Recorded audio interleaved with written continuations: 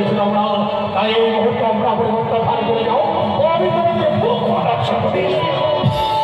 আজকে আমি আপনার পুত্র কন্যা তো পার্থিব আমাদের এই গৃহবাসী দেবসভা থেকে যদি আমার পুত্র কন্যা তোমরা হবে, তোমরা যে বাড়তে আজকের সম্মুখে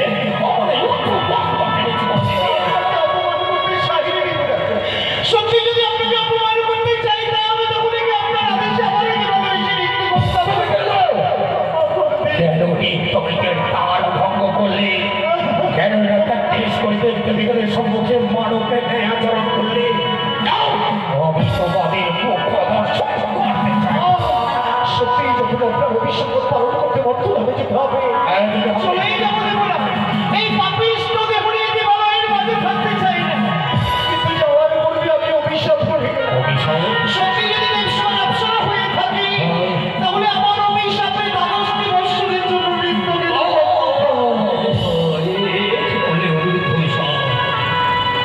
কি করলে আমি জানি না তোমাদেরকে ছাড়া আমি আমরা পুরীতে থাকতে পারবো কিনা, কিন্তু আজকের দিনে যখন আমি সব নিয়েছি ছুটে যেতে হবে তোমাদেরকে ওই সে মাত্রধামে। যাও তোমরা এই মাত্রধামে দ্বাদশটি বৎসরের জন্য।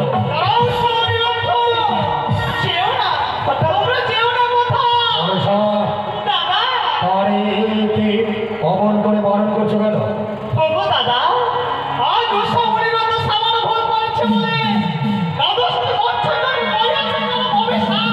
সামান্য ভুল দাদা যে ভুলের জন্য আমার উচ্চমস্তক নিচু হয়ে গেছে, সে কারণে আমি তাকে অভিশাপ করেছি।